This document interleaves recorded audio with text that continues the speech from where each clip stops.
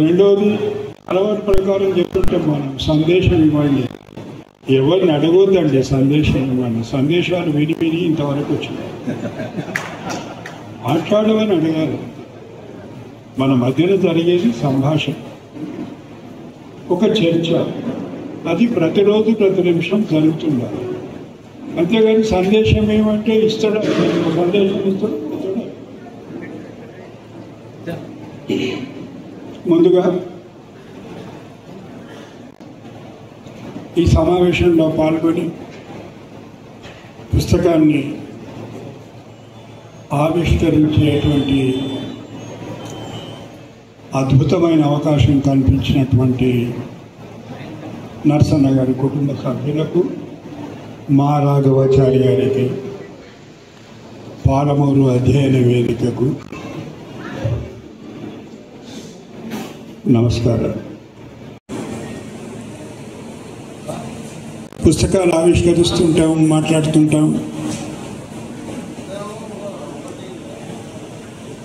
నేను రాఘవాచారి గారిని ఒక ప్రశ్న అడిగాను, ఎందుకంటే అంత దూరం పోయి మరికన్నా పుస్తకం ఆవిష్కరించాను, ఎక్కడో మహబూబ్నగర్లో ఎక్కడో పెట్టుకోవచ్చు కదా, మిగతా వాళ్ళకు కూడా తెలియాలి కదా ఏమవుతుంది ఈ ప్రాంతంలో, హైదరాబాద్లో పెట్టవచ్చు కదా అంటే,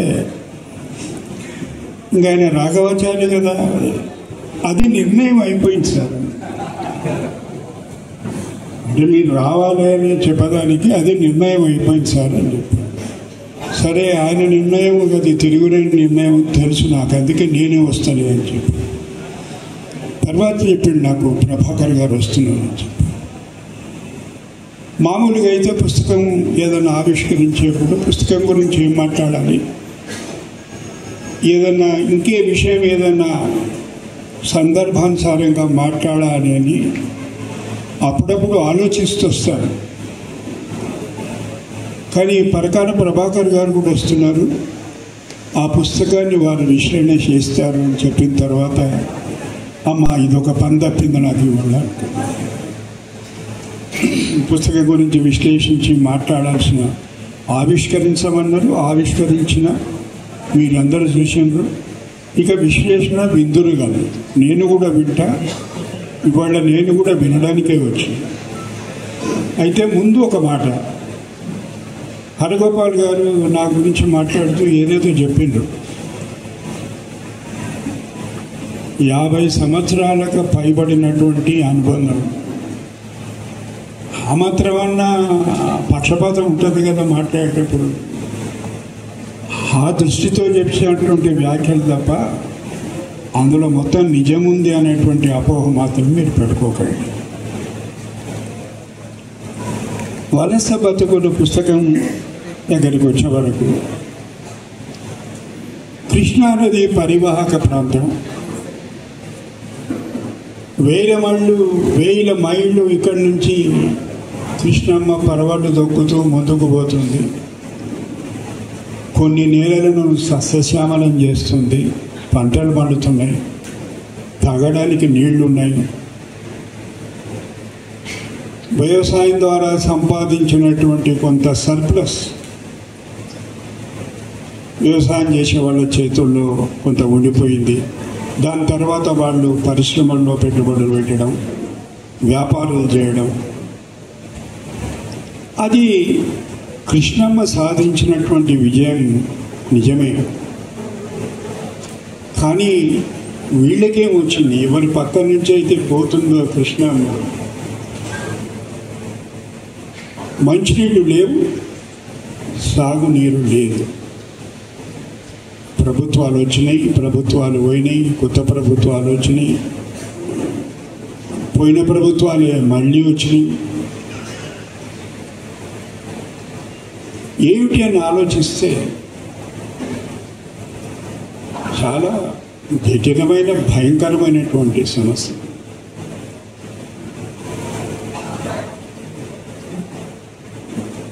ఈ కరువు వల్ల, ఈ కరువు కాటకాల వల్ల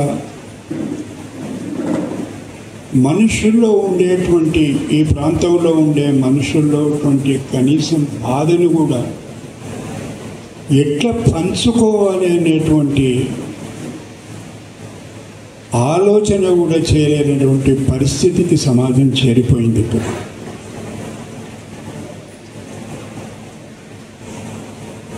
ఆయన నరసన్న గారు పుస్తకంలో అంటాడు, నాది 3వ తరం. అంటే మా తాత వలస పోయిండు, మా నాయన వలస పోయిండు, నేను వలస పోయిండు. అంతకుముందు కూడా పోయి ఉంటారేమో నరసన్న గారు, తెలుసో లేదో.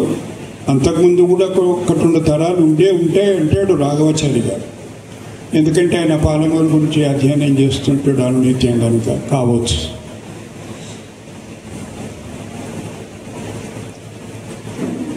అట్లా రకరకాలైనటువంటి వ్యాఖ్యలు, వ్యాఖ్యానాలు. వలస కూలి బతుకుతూనే 8వ తరగతి వరకు ఆ రోజుల్లో చదవడం అనేది మామూలు విషయం కాదు. ఇప్పుడే 6వ తరగతి 7వ తరగతి చదివి స్కూల్ మానేస్తున్నటువంటి సందర్భం. ఆయన 8వ తరగతి వరకు చదువుకున్నాడు, కుటుంబాన్ని పోషించేది, పిల్లలందరినీ పెంచి పెద్ద చేసిండు, పెళ్ళిళ్ళు చేసిండు. అంటే 2-3 విషయాలు మాత్రమే ప్రస్తావిస్తారు. ఒకటి, వీళ్ళు పనిచేసేటువంటి ప్రాంతము వారు ఉండేటువంటి ప్రాంతానికి చాలా దూరంగా ఉండేది.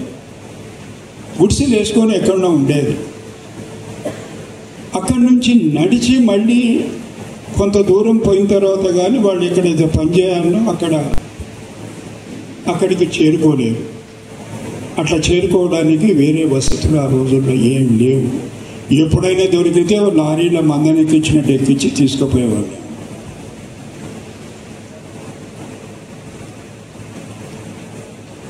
వాళ్ళ కార్యక్షేత్రం నుంచి దూరంగా ఉన్నటువంటి ఆ గుడిసెలు అప్పుడప్పుడు తగలబడిపోవడం, దానివల్ల ఏర్పడేటువంటి కలహాలు, భార్యాభర్తల మధ్యన తగాదాలు. వరుస బతుకులు అంటే ఊరికే ఊరిడిచిపెట్టిపోయింది, ఏదో పోయింది, సంపాదించుకొచ్చిండు, తిన్నారు ఉన్నారు అనేది కాదు. అంటే సామాజిక జీవితం, జీవన విధానం ఎన్ని ప్రతికూలమైనటువంటి పరిస్థితులను ఎదుర్కోవాల్సి వచ్చింది. ఊరి నుంచి పోవాలా, కొంత దూరం నడవాలా, ఓ లారీ దూరకి ఎక్కాలి, కృష్ణాకు పోవాలా, ట్రైన్ ఎక్కాలి.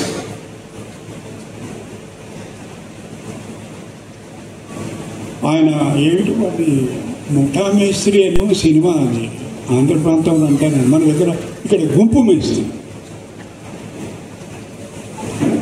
నాకు ఒక విచిత్రం ఏమనిపించిందంటే ఆయన మాటల్లో, ఒక ఉన్నత సామాజిక వర్గానికి చెందిన వాళ్ళు కూడా గుంపు మేస్త్రిగా పనిచేశారు. అంటే పెద్దగా తారతమ్యం లేదు. ఆయన జీవితానికి వీళ్ళకు, ఆయన గుంపు మేస్త్రిలో 10 మందిని పట్టుకొని పోయి వాళ్ళ దగ్గర ఏదో డబ్బు తీసుకొని ఆయన బతుకుతాడు, వీళ్ళేమో ఈ వరుస బతుకులు బతుకుతాడు. కారణం ఏమిటంటే అదే కారణం, కరువు. తాగడానికి నీళ్ళు లేవు, సాగు చేయడానికి నీళ్లు లేవు. ఏదో పథకం మొదలుపెట్టిండు, పాలమూరు రంగారెడ్డి పథకం. దానివల్ల వీడికి ఏమైనా లాభం అవుతుందా లేదా అది రాఘవాచారి గారు చెప్పాలి. ఆయన దానివల్ల వీళ్ళకి వచ్చేది ఏం లేదు, రంగారెడ్డికి వచ్చేది లేదు. ఏదో పాలమూరు అని పేరు పెట్టాడు, పాలమూరుకి పెద్దగా వచ్చేది ఏమీ లేదు, అది ఇప్పుడు పూర్తి అయ్యేది లేదు, చచ్చేది లేదని చెప్తాడు ఎప్పుడు మాట్లాడు.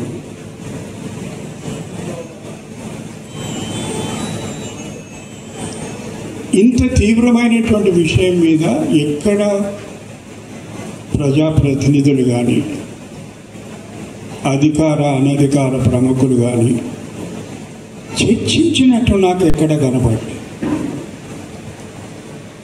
పోనీ ప్రభాకర్ గారు లాంటి తోటి వ్యక్తులతో కూర్చొని చూస్తారు, సమస్య ఇంత జటిలంగా ఉంది, ఏం చేస్తే బాగుంటుంది అడిగేటువంటి సంస్కారవంతమైన నాయకులు కూడా నాకు ఎవరు కనబడలేదు. క్షమించాలి మాటలు. ఎందుకంటే మనకు తెలియని విషయం తెలిసిన వాళ్ళ దగ్గర తెలుసుకోవడం సంస్కారం.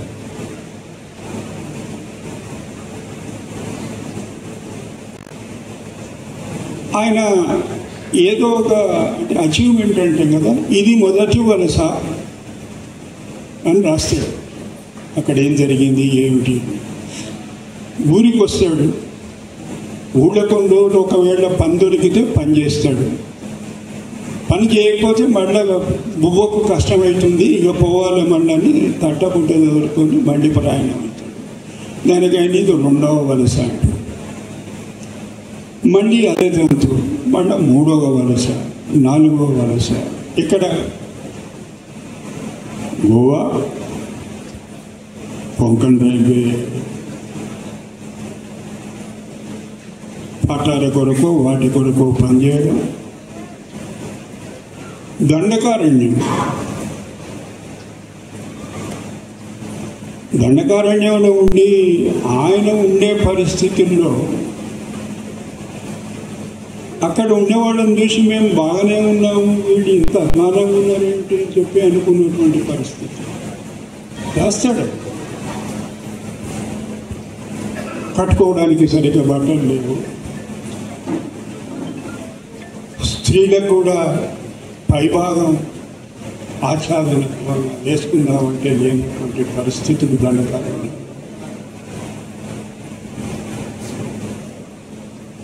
దండకారణ్యం నుంచి మళ్ళా ఏంటి అది థర్మల్ పవర్ స్టేషన్ పెట్టేందుకు కొత్తగూడెం పోతుంది, మళ్ళీ మరికల్లుకు, మళ్ళొకసారి హైదరాబాద్లో ఏదో పనులు ఉంటే హైదరాబాద్కు, మిదానియా,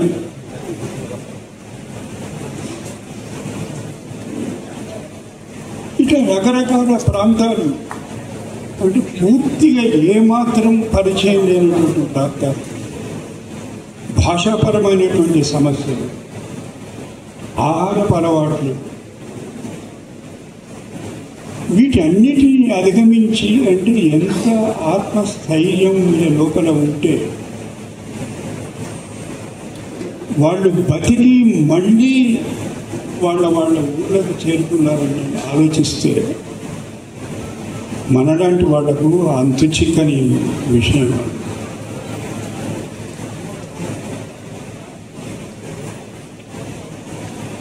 ఒక చోట రాస్తాడు ఆయన, సరిగ్గా జ్ఞాపకం లేదు, మొత్తం పుస్తకం చదివిన.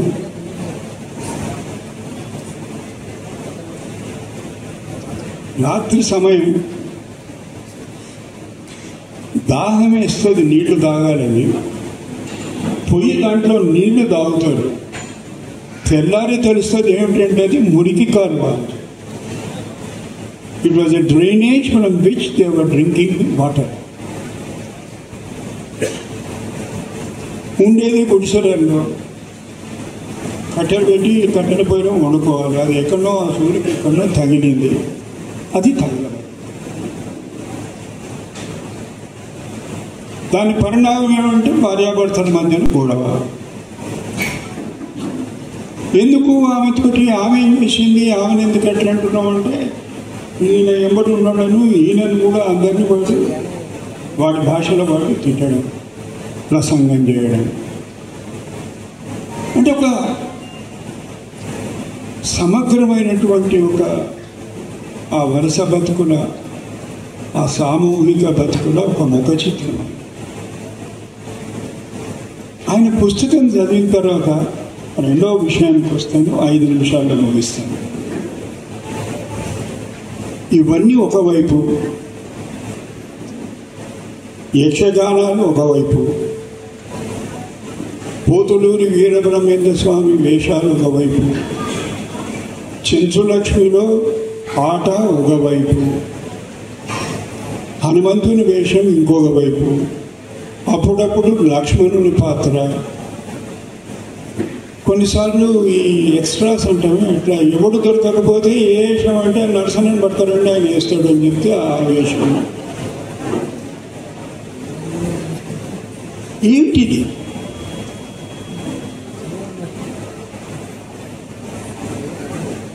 నాకు అనిపిస్తుంది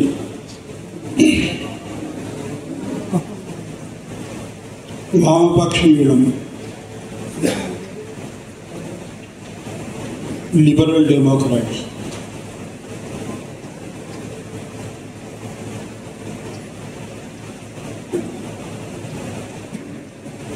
ఉదార ప్రజాస్వామ్య రాజ్యాంగం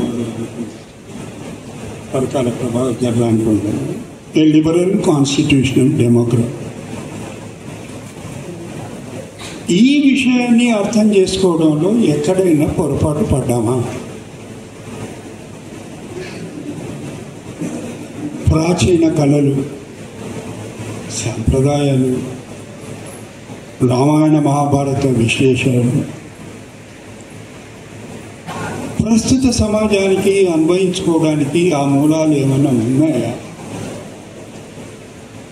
వాటి ద్వారా ప్రజలను సమీకరించడం కొంత తేలికైనటువంటి పని అని ఎప్పుడు మనం ఆలోచన చేయలేదు. ఒక్క రోజా తప్ప. అయితే ఆయన అన్నాడు, రాముడు, కృష్ణుడు, శివుడు ఉండేను లేదు, నాకు సంబంధం లేదు, నేను ఆ చర్చలకు పోను. కానీ వాళ్ళు భారతీయ జాతిలో నరనరాలు జీర్ణించుకుని ఉన్నారు. వారిని అర్థం చేసుకొని విశ్లేషించాలి అని చెప్పేవారు. రాముని గురించి మాట్లాడుతూ ఒక పరిమితమైన వ్యక్తిత్వం గల, ఇప్పుడు మనం రామరాజ్యం, గాంధీజీ రామరాజ్యం అన్నట్టు, లేకపోతే ఇంకెవరో రామరాజ్యం అంటే వేషం వేసుకొని ఒక గుడి కట్టి ఆయన ఒక బాణం పెట్టి, ఇప్పుడు రాముడు అప్పుడు రాముడు కనబడదు. ఈ మధ్యన కనబడే రాముడు పెద్ద పైల్వాన్ మాదిరి కనబడతాడు. అంటే మన మీదకే యుద్ధానికి వస్తుంది. రాముడు ఎప్పుడు పైల్వానికి లేడు. అంతకుముందు పురాణ ఇతిహాసాల వలన జాగ్రత్తగా ఉంటాయి. He was a limited personality అంటాడు మీద. Thereby he was a constitutional personality. Never exceeded his limit. Krishna, in the name of doing justice, he violated everything. శివుడి దగ్గరికి వచ్చే వరకు నాన్ డైమెన్షనల్ పర్సనాలిటీ. అంటే కదా మనం ఏదో కెమిస్ట్రీలో ఎవరన్నారు, ఇక్కడ రంగు, రుచి, వాసన, నిర్వికారం అండ్ సర్వవ్యాప్తి. కృష్ణుడు పశ్చిమాన్ని తూర్పును గడిపితే రాముడు ఉత్తరాన్ని దక్షిణాన్ని గడిపాడు. ఈ మాట ఎందుకు జ్ఞాపకం వచ్చిందంటే, ఈయన దండకారణ్యానికి పోయిందేమో వలస బతుకుని బతకడానికి, పోయేటప్పుడు మాత్రం రాముల వారి దర్శనం చేసుకున్నాడు. రాముల వారి మీద ఏం తగ్గలేదు భక్తి. ఏం బతికిచ్చినా ఆయన, ఇది ఏం బతుకు, నేను నీ దగ్గరికి ఎందుకు రావాలి, ఏమడగలను నేను అని అందే. రాములవారి దగ్గరికి పోయిండు, దర్శనం చేసుకున్నాడు. చాలా బ్రహ్మాండంగా అద్భుతంగా రాసుకున్నాడు. రాములవారి దర్శనం చేసుకున్నాం, దండకారణ్యం ఉపయోగించి.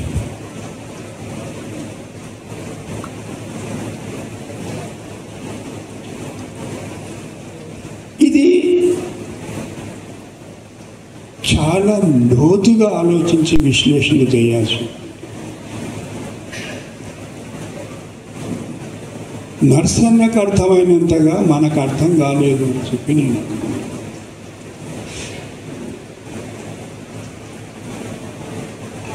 ఏంటి ఆయన భావించేది అప్పుడప్పుడు ఆయన గ్లేషియర్ ఉన్నప్పుడు కిన్నెరనేనా ఒక వాయిద్యం ఆయన ఏక్తార. ఆ ఏక్తార వాయించడంలో ఉన్నంత సుఖం, సంతోషం, మానసిక ఉల్లాసం ఇంకా దేంట్లో లేదు అని. ఎందుకో ఏముంది, మెటీరియలిస్టిక్ దానివల్ల ఏమైనా వస్తుందా, కూలి పెరుగుతుందా, వరుసపోవడం తప్పుతుందా? దాంట్లోనే ఆ ధ్యానంలోనే పడిపోయిన తర్వాత వీడికి తిక్కలేసిందని వీళ్ళంతా నిర్ణయం చేసింది. తిక్కలేస్తే ఏం చేయాలి? ఎవడో ఉంటాడు కదా, పంతులు సాయబో ఎవడో ఉంటాడు కదా, వాడు వచ్చి వేప పరుగులు తీసుకురాలని చెప్పి పట్రా చేయబట్టరని కొడుతూ ఉన్నాడు. ఈయన ఏ ట్రాన్స్లో ఉన్నాడంటే వాడు కొట్టినా నాకేం దెబ్బలు తాకుతలేదు, అందుకొరకు నాకు తిక్క ఉందని వీళ్ళు చెప్పేది నియమే అని చెప్పి కూడా అనుకుంటాను.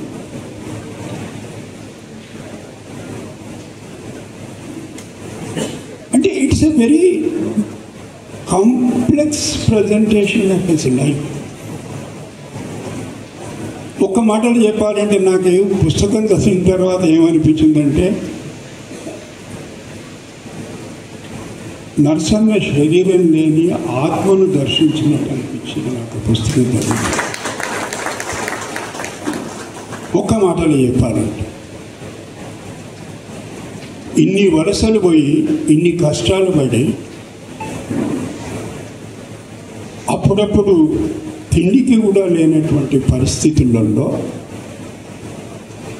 చివరి రోజున ఎంత సంతోషంగా ఉన్నా అని చెప్తాడు. వెంకటరామన్ పెద్దగైపోయాడు, పిల్లలు పెద్దగైపోయాడు, పిల్లలు పెళ్ళిళ్ళు చేసిన వాళ్ళకు పిల్లలయ్యాడు.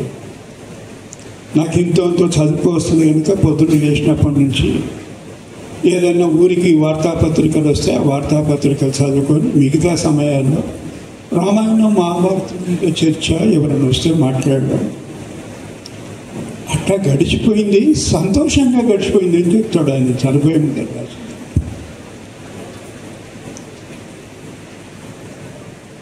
ఏం మిగిలింది? 150 సంవత్సరాల దగ్గర నుంచి నేను, మా నాయన, మా తాత వలస బతికినాం అని సమాజం మీద దుమ్మెత్తిపోయాడు.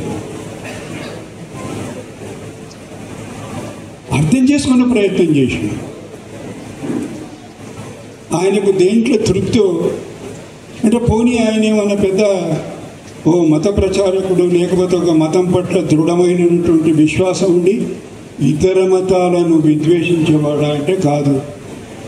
ఊళ్ళో పీర్ల పండుగ వస్తే అలా ఎవరు ఆడుతున్నట్టు ఇంకెవరు ఆడతారు, నరసన్న నరసన్న ఆడుతున్నారు.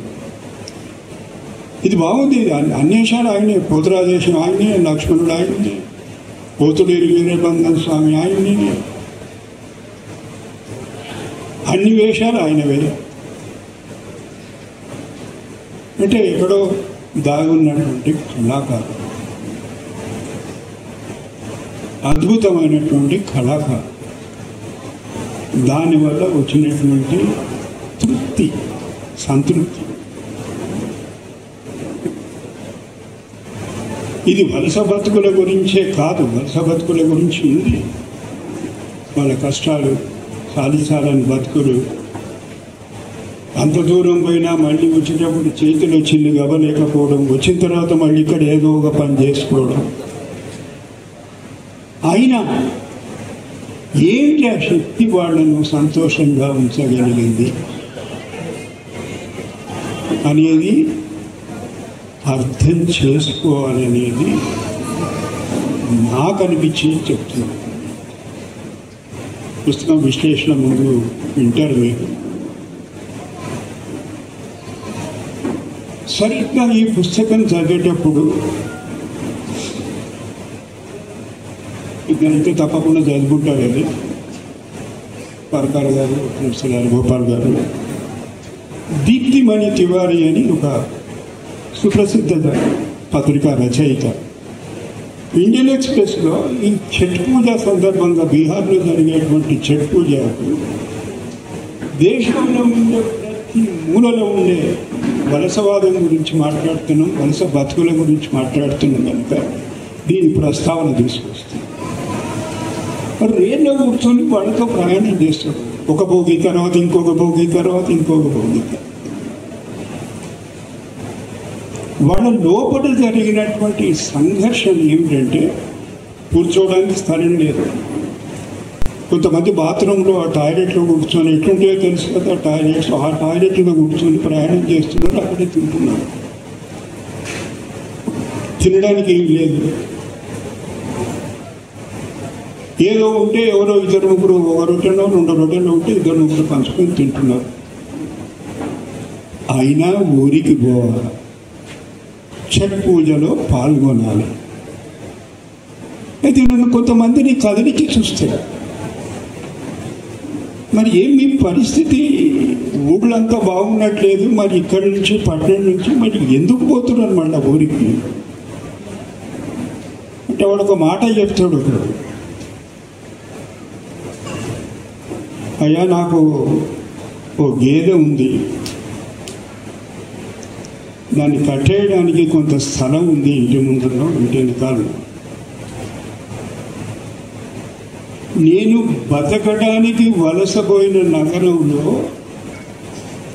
నేనుంటున్నటువంటి గది, నేను నివసిస్తున్నటువంటి గది ఈడ నా గేదెకు ఉన్నంత స్థలం కూడా లేదు అని చెప్తాను. అంటే ఏంటి సతమతం అయిపోతున్నటువంటి బతుకుని, వలస బతుకు. ఇవాళ బీహార్లో విపరీతమైన చర్చ జరుగుతుంది. వాడు ఏదో వలసలు ఉన్నాయి అంటాడు, కానీ ఎవరు ఇంత లోతుగా పోయి ఏం జరుగుతున్నది, వీళ్ళ బతుకుల మీద ఉన్నటువంటి ప్రభావం ఏమిటి, దీన్ని ఎట్లా ఆపగలుగుతామా, కొంతవరకన్నా ఆపగలుగుతామా అనేటువంటి చర్చ మీరు ఎవరైనా ఉంటే వినుండొచ్చు. నాకు కనబడకపోవచ్చు, నేను వినకపోవచ్చు, జరిగినట్టు నాకు అక్కడ అనిపించింది. నేను సరిగ్గా ఈ పుస్తకం చదివేటప్పుడు బాంబే ఇండియన్ ఎక్స్ప్రెస్ ఏదో శ్రీలమైనటువంటి ఈ ప్రచురణ ఉంది. పనిచేసే దగ్గరకు పోయిన దగ్గరనేమో ఈ వసతి, పోనీ ఊళ్ళో ఉందామంటే పొద్దున ఒక వేళ తింటే రాత్రికి భోజనం పెట్టాలనేటువంటి సమస్య. వాళ్ళు ఏమైపోయింది, వాళ్ళ పిల్లలు ఏమైపోయింది, వాళ్ళ చదువులు ఏమైపోయినాయి, రేపు ఏం సమాజం నిర్మాణం చేయదలుచుకున్నారు. ఇటువంటి సమాజంలో రోజు మనకు చెప్తున్నటువంటి పాఠం ఏమిటంటే శాంతి భద్రతల కన్నా ముఖ్యమైనటువంటి ఇంకొకటి లేదు. మనిషి లోపల శాంతి లేదు, వాడికి భద్రత లేదు. మనం ఏం చెప్తున్నామంటే శాంతి భద్రతలు చాలా ప్రధానమైనటువంటి సమస్య. అంటే పరిమితమైనటువంటి అవగాహన, జ్ఞానం ఉన్నవాడిని కనుక, చాలా పరిమితమైన అవగాహన ఉన్నవాళ్ళు కనుక నాకు అర్థం కాలేదు ఎవరి శాంతి. మేము ఇంత అశాంతికి గురై మీకు శాంతి కలగాలని, మీరు భద్రంగా ఉండాలి, మేము శాంతి భద్రతను గౌరవించాలి. అన్నం లేదంటే శాంతి భద్రత, చదువు లేదంటే శాంతి భద్రత. పిల్లలు ఫెయిల్ అయ్యి స్కూల్ విడిచిపెట్టి పోతున్నారు, డ్రాప్ అవుట్ రేట్ అంటే ఎట్లా, ఏంటి పరిష్కారం లేదు. అనవసరమైన విషయాలు మాట్లాడదు, చర్చించవద్దు. మేము చెప్తున్నాం కదా దేశం సుభిక్షంగా, వినండి, విని దొరికితే ఏమైనా తినండి, లేకపోతే మంచినీళ్ళు తాగి పట్టు. ఈ పుస్తకం చదువుతున్నప్పుడు ఇన్ని సమస్యలు, ఇన్ని విషయాలు నా మనస్సును కలిచివేసినటువంటి సందర్భం.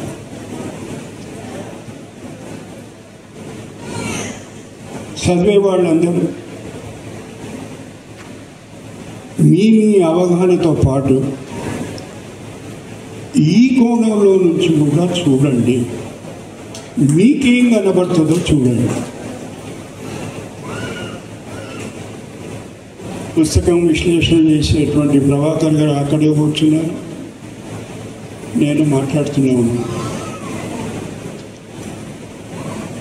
ఈ అపూర్వమైనటువంటి అవకాశం ఇచ్చినటువంటి సభాధ్యక్షులకు, పాలమూరు అధ్యయన వేదిక, ముఖ్యంగా నరసన్న గారి కుటుంబ సభ్యులకు, మన రాఘవాచారికి నమస్కరిస్తూ సెలవు.